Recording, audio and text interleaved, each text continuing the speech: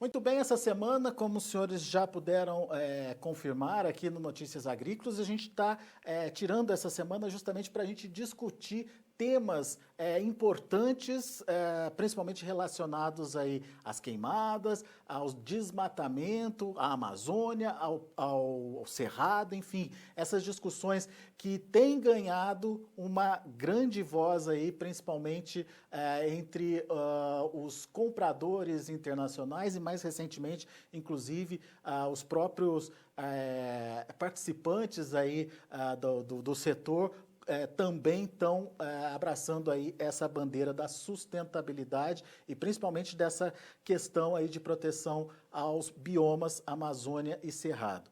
A gente vai conversar agora com o Francisco Beduschi Neto, ele é especialista em agronegócio sustentável da NWF, uma ONG americana que acompanha de perto toda essa discussão e vai nos ajudar a entender principalmente um ponto importante dessas últimas decisões tomadas, entre eles, a gente destaca aí a moratória das queimadas, 120 dias sem a utilização de queimadas. Essa moratória já está em vigor desde o último dia 15 de julho, e a gente quer entender quem precisa ficar atento a essas questões, por que elas são importantes nesse momento e, mais do que isso, o que essas indicações aí podem trazer de benefício para redução do que a gente considera aí desmatamento das áreas de preservação. Francisco, seja muito bem-vindo, obrigado pela participação conosco aqui no Notícias Agrícolas. Bom, primeiro eu queria ouvir a sua impressão dessa moratória aí, das queimadas, qual o benefício ou não dessa decisão e quem deve ficar atento aí a essa novidade, né? Porque passa a ser uma novidade aí para o setor. Seja bem-vindo. Opa, muito obrigado. É uma grande oportunidade para nós da NWF estarmos aqui discutindo um pouco, batendo um papo sobre pecuária, sustentabilidade, agricultura e como é que isso se impacta, quais os impactos que isso tem no mercado, tanto nacional quanto internacional. Muito bem. Afinal de contas, a moratória das queimadas, ela é efetiva, eficiente, é um começo? Qual a avaliação de vocês? A moratória ela é um grande passo inicial do nosso ponto de vista, né? Ela vem acompanhada já de outras ações que o governo vem tomando, o que é muito bom, e vem acompanhada também de algumas ações que a própria cadeia, né, ou as cadeias de valor que estão relacionadas à ocupação desse território, né, principalmente as cadeias agrícolas da soja e, no caso, a pecuária, vem tomando.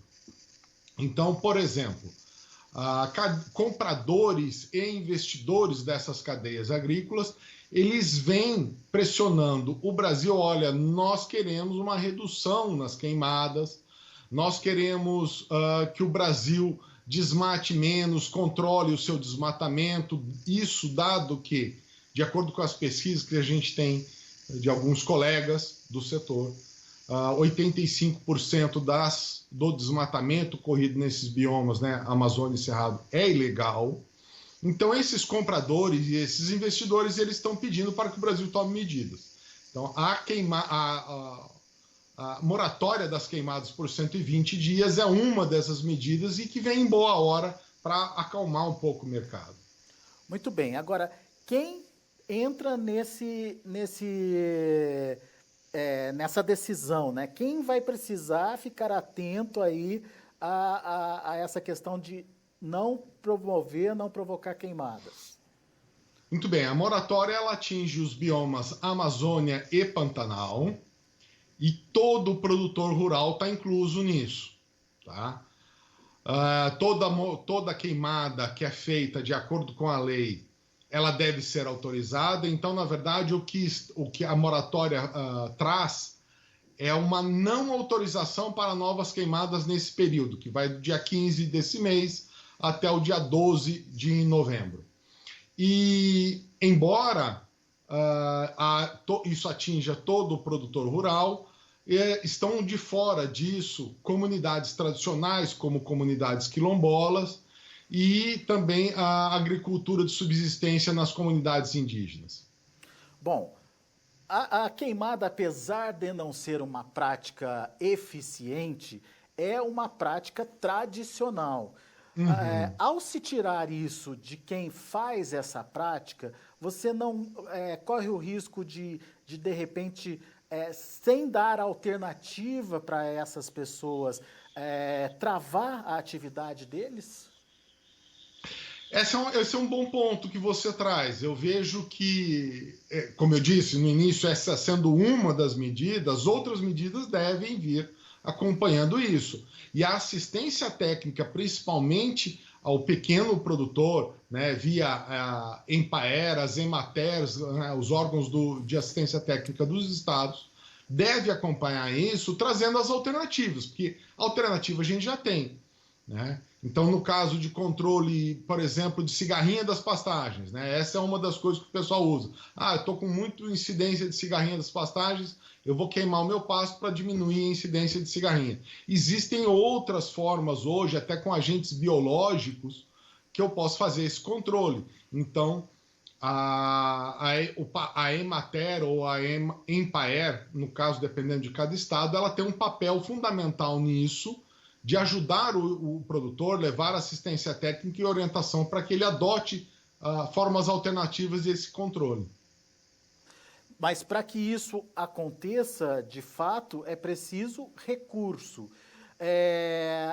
Quando o ministro do Meio Ambiente, o Ricardo Salles, ele contrapôs aquele questionamento dos financiamentos internacionais, falando que era preciso realocar os recursos de financiamento para apoiar essas pesquisas para o desenvolvimento do produtor e da produção local, para que dessa forma esses produtores não contribuam para avançar com essa questão aí das queimadas e consequente dos desmatamentos, ele não estava certo, Francisco? Olha, não cabe a mim aqui julgar se o ministro está certo ou não, mas vamos a alguns fatos nesse sentido. Os grandes investidores, eles não vão investir na agricultura familiar aqui no Brasil. Por outro lado, essa agricultura já conta com recursos do Pronaf, o Plano Safra já foi lançado, tem recursos para isso. Nós temos também o recurso do Plano ABC, que está dentro do BNDES, que também pode ser utilizado nesse sentido, né, de formas alternativas ou uma agricultura mais sustentável. Então, recurso para isso nós temos dentro do Plano Safra e podemos ser utilizados nesse sentido. Falta aproximar, então, pelo que eu estou entendendo, a pesquisa desses produtores ou dessas práticas. Eu acho que isso é algo que a gente ainda deve trabalhar bastante no Brasil, né? Aproximar aquilo que é criado nos centros de desenvolvimento de tecnologia no Brasil, e a gente tem excelentes centros para isso. As unidades da Embrapa são maravilhosas, temos faculdades maravilhosas aí como Exalc, Viçosa e tantas outras aí trabalhando no desenvolvimento de tecnologia. Às vezes o que falta é estabelecer essa ligação entre o que tem de tecnologia desenvolvida com o produtor rural que está lá afastado e que por puro desconhecimento não aplica ou às vezes aplica, mas aplica de forma errada. Muito bem. Daí a gente tem aí a possibilidade de relacionar, ou pelo menos de tentar entender por que é importante se reduzir as queimadas. Porque Exato. as queimadas, elas podem levar a um desmatamento. Seja propositalmente, seja de maneira, enfim, que fuja aí do controle do próprio produtor, certo? Além disso, a queimada ela traz enormes prejuízos para o próprio produtor. Mesmo que eu faça ali dentro da minha área, eu estou queimando uma matéria orgânica ali que eu poderia ser aproveitada de outras formas, né? Mas realmente aproximar o produtor rural do que a gente tem de mais novo em termos de tecnologia é algo que é imprescindível que a gente faça. E ele é bom que se diga que já estava, inclusive, previsto no próprio plano ABC, porque o crédito, que é o que está lá no BNDES, ele é uma parte do plano. O crédito ABC é uma parte.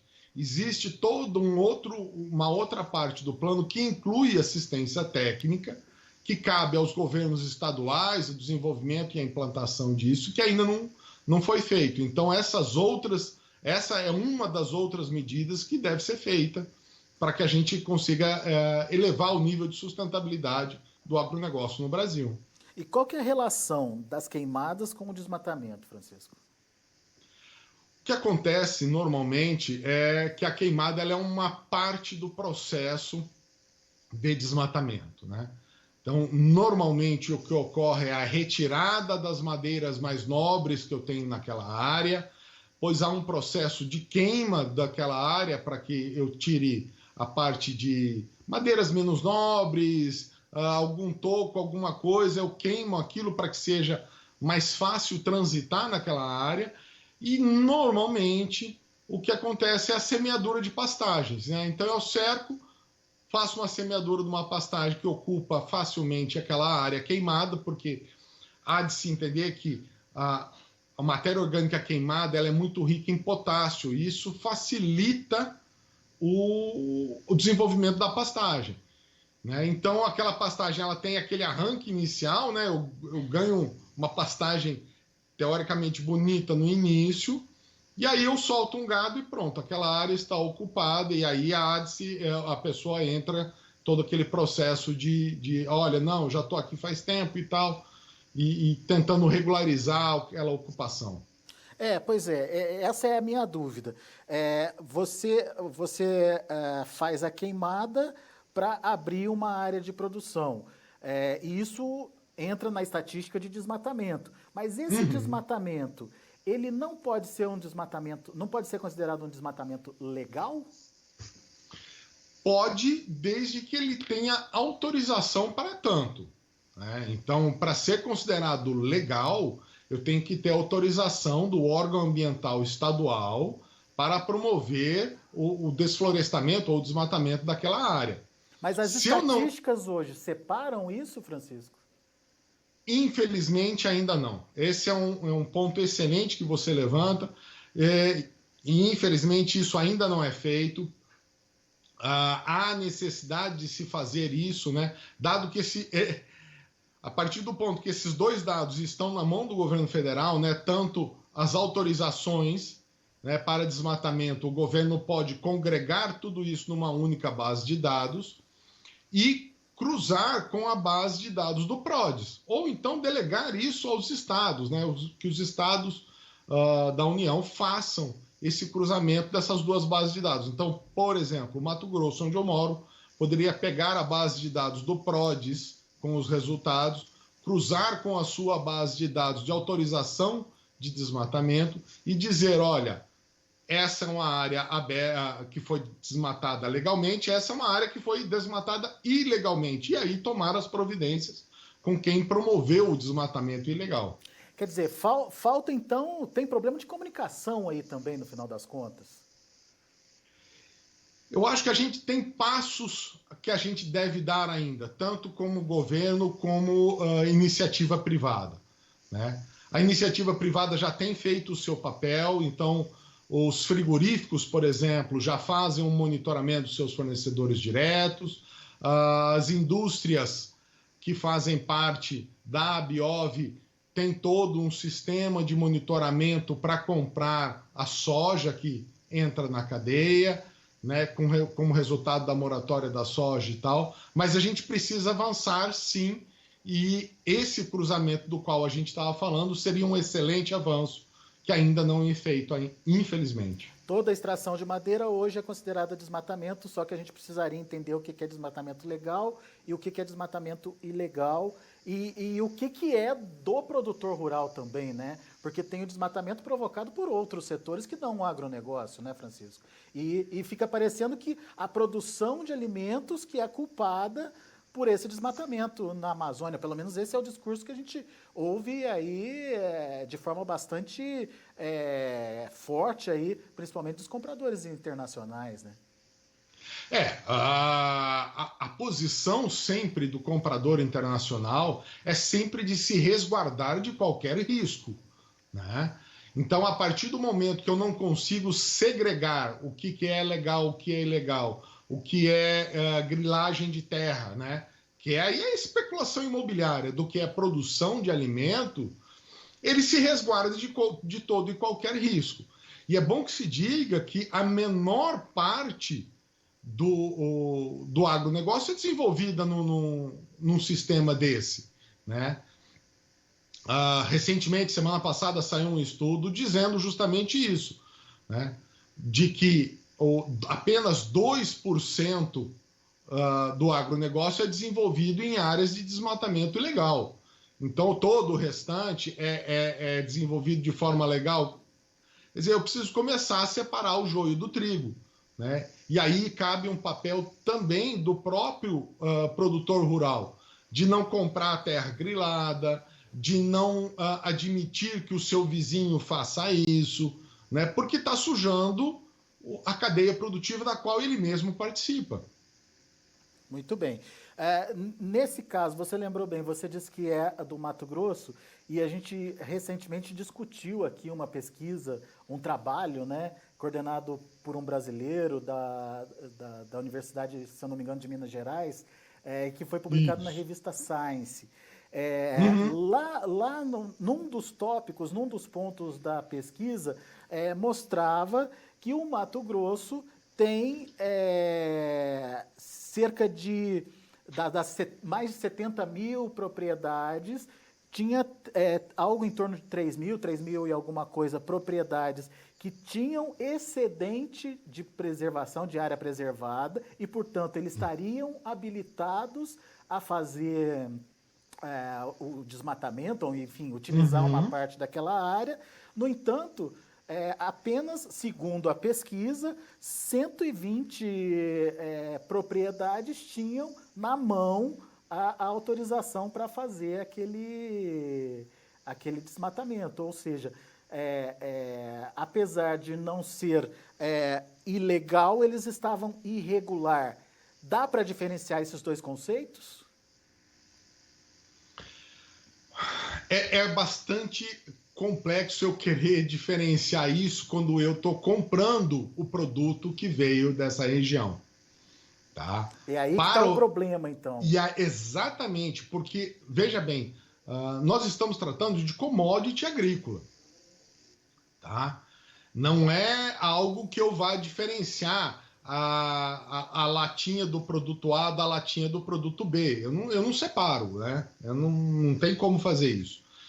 Então, o comprador ele fica extremamente ressabiado. E aí ele simplesmente fala, não, olha, eu prefiro não comprar a correr o risco de comprar e estar comprando de uma área onde houve um desmatamento ilegal ou irregular, ele está sendo feito à margem da lei. Se ele não tem a devida autorização, ele é feito à margem da lei. Então, o comprador ele nunca vai querer esse tipo de produto. Quer dizer, não é um conceito justificável, então, na sua opinião. Não. Eu não posso justificar um erro cometendo outro. Vira um ciclo vicioso onde eu não resolvo os problemas.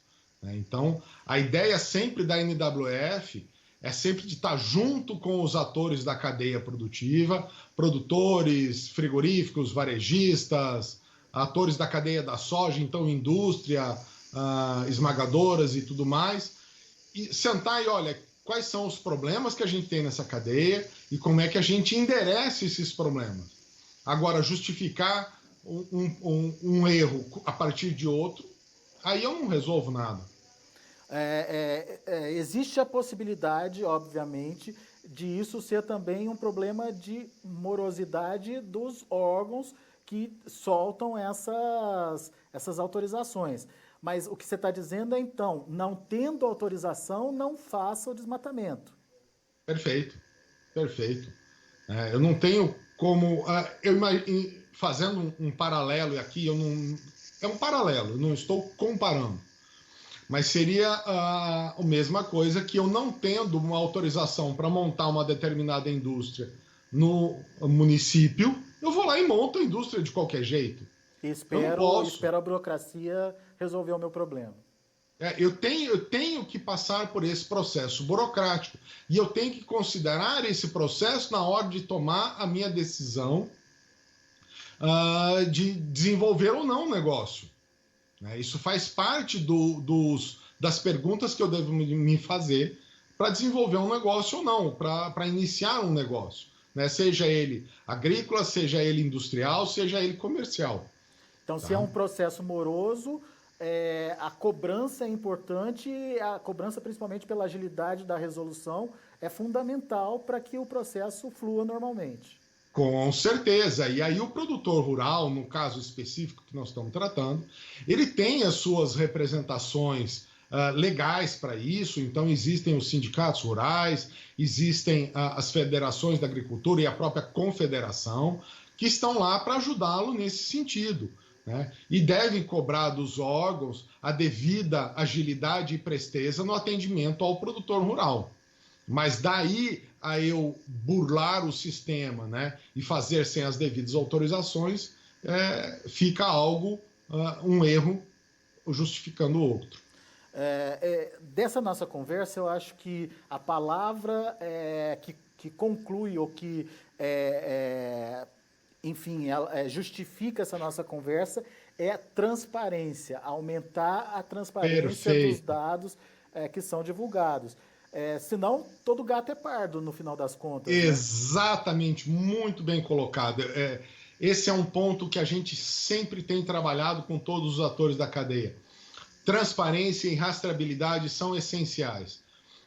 É preciso que a gente entenda que ninguém, tanto no mercado nacional quanto no mercado internacional, espera que a agricultura ou o agronegócio brasileiro seja perfeito, mas espera sim que a gente demonstre progresso nas nossas ações. Olha, nós estamos no estágio A, vamos para o estágio B, vamos caminhar daqui para lá dessa e dessa forma. Quando chegar lá, nós temos outros passos a ser. Então, é progresso, é melhoria contínua. Esse é algo inerente à sustentabilidade, a melhoria contínua. Então, para isso, eu tenho que monitorar aquilo que está acontecendo e dar transparência aos resultados, sejam eles bons ou ruins. E se forem ruins, o que eu estou fazendo para melhorar esses resultados ruins? E mais do que isso, explicar o que é cada parte desse resultado, Que como a gente bem colocou aqui, existem partes que podem ser encaradas como ilegais, estando legais, Não só isso, sabe que eu já tive a oportunidade de participar de congressos no Brasil e inclusive congressos internacionais, e uma das primeiras coisas que eu fiz em alguns eventos onde as pessoas não estavam tão ligadas ao agro, por exemplo, eu estive participando de um congresso sobre a indústria de curtumes, a convite da indústria de curtumes, e são as indústrias que compram o couro brasileiro, elas não conseguem enxergar muito bem o agro brasileiro. Então, uma das primeiras coisas que eu fiz, por incrível que pareça, é explicar a diferença entre Rio Amazonas, Bioma Amazônia, Estado do Amazonas, Amazônia Legal, o que é tudo isso, o que significa tudo isso. Então a gente tem que sim, que nem você disse, estar explicando isso para o consumidor, tanto nacional quanto internacional. São muitos conceitos e que eles se misturam e podem gerar alguma confusão no final das contas, Gera confusão, sim. A gente tem que destrinchar muito bem as coisas e ao nível de detalhe para poder trazer as coisas de uma forma mais clara para o público em geral, que normalmente não tem contato com o agronegócio. Eu acho que essa comunicação é algo que a gente ainda precisa melhorar muito dentro do agro. Eu sou engenheiro agrônomo por formação e a gente vê que nem todo mundo entende essa língua nossa do dia a dia. É verdade. Bom, de qualquer forma, qual é a sua avaliação do momento que a gente está vivendo? A pressão está aí, pressão internacional, agora a própria pressão dos compradores internos, enfim.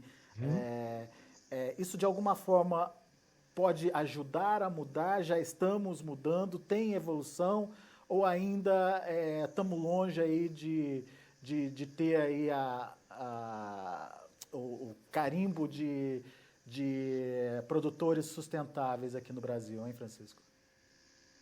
Olha, eu sou um otimista acho que desde nascido. Eu acho que nós temos uma bela de uma oportunidade pela frente. Tá? O brasileiro ele tem tudo para poder se auto-intitular uma agricultura sustentável. Ele tem que começar a trilhar esse caminho. Nós temos uma área de preservação grande, nós temos um código florestal muito rígido, né? Então nós temos que começar a dar transparência aos resultados, ir no detalhe, não basta só a gente dizer o Brasil preserva 61, 62% da sua área nativa. Tá, mas o quanto que isso representa dentro do estado do Mato Grosso? O quanto que isso representa dentro do bioma Amazônia, dentro do estado do Mato Grosso? Você entende? Começar a dar um pouco mais de granularidade a esses dados, poder reportar isso. E aí já existem algumas ações nesse sentido, não só em termos de reserva legal, mas de medir impacto das emissões de carbono dentro de cada atividade, dentro de cada propriedade, e começar a reportar, dar transparência a isso. E aí nesse ano eu dou um relatório, no ano que vem eu dou um novo relatório e mostro que houve algum progresso. Então nós temos uma bela oportunidade, porque demanda por alimento o mundo tem. Capacidade de produzir o Brasil tem. Se a gente vai ou não atender a essa demanda, depende não só da produção, mas da gente responder a essas questões que o mundo vem perguntando sobre sustentabilidade nos quesitos, né, de preservação ambiental, de emissões de carbono, de responsabilidade social. Muito bem. Francisco, meu caro, muito obrigado, viu, pela sua participação aqui com a gente. Como eu disse no começo da nossa conversa, essa semana a gente está trazendo vários temas polêmicos aqui relacionados a essa questão ambiental, da preservação, da sustentabilidade, enfim. E é bom entender um pouquinho o que a gente precisa de fato mostrar. Como você disse, o agro tem hoje, sim, um discurso de preservação, mas que é muito engessado ali, é muito parecido, enfim, faltam os detalhes, falta a transparência. Eu acho que é nisso que a gente precisa trabalhar e conversar é sempre importante nesse sentido, para que a gente possa botar aí o caminho pela frente a ser perseguido. Com certeza, né? Eu sempre digo que agronegócio e meio ambiente são os dois trilhos da mesma estrada de trem, você entendeu? Eles vão caminhar em paralelo e tem tudo para dar certo se caminharem juntos. E eu que agradeço a oportunidade de estar falando aqui um pouco, estar batendo um papo contigo e estamos sempre à disposição. Muito obrigado. Volte sempre, Francisco. Obrigado, um abraço. Abraço para você. Está aí o Francisco Beduschi Neto, especialista em agronegócio sustentável da NWF, uma ONG americana que está olhando aí toda esses questionamentos, enfim, relacionados à produção e à preservação ambiental no Brasil, produção de alimentos e preservação ambiental. Daqui a pouco a gente volta com outras informações, continue com a gente.